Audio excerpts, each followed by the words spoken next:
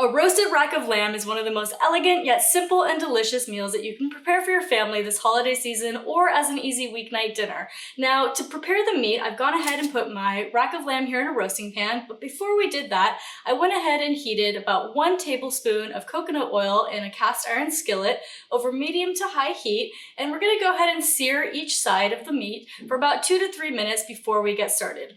Now, once you've seared your meat, I've gone ahead and transferred it into my ceramic roasting pan, and now we're going to prepare a delicious herb crust that is going to sit on top of it.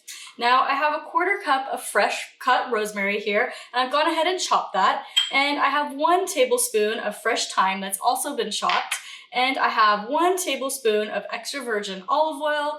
I have 1 teaspoon of garlic powder. You can also use fresh garlic. You can use about 1 to 2 cloves if you prefer fresh, and I have 1 teaspoon of sea salt. Now, I'm going to go ahead and mix this together, but it should resemble more of a paste-like texture because you just want this to kind of sit on top of the meat and not really fall off too much.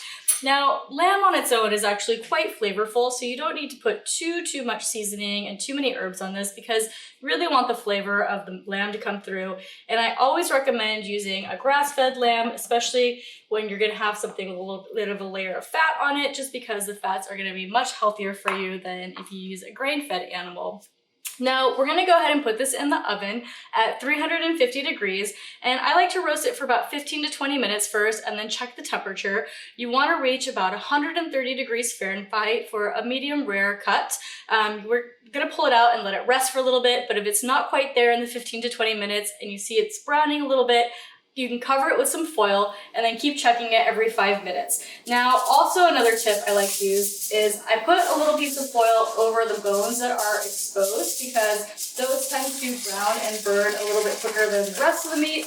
So I like to just cover those up just to make sure that your presentation is going to look as beautiful as your food is going to taste. So let's go ahead and put this in the oven. I love to pair this with a side of my roasted oven baked carrots that you can actually roast at the exact same time that you're cooking your meat. So that way your meal comes together with one batch in the oven, and timing is absolutely perfect. By the time your carrots are ready, your meat is going to be ready as well.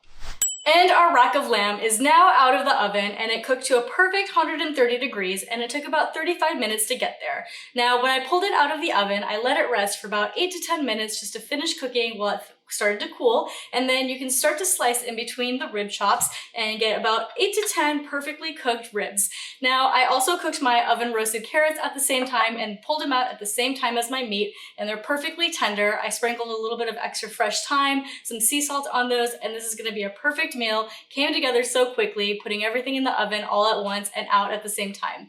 Now, you can find this recipe in my cookbook, Wandering Palate, which is available on my website, thetrailtohealth.com, and it's also available on Amazon as well.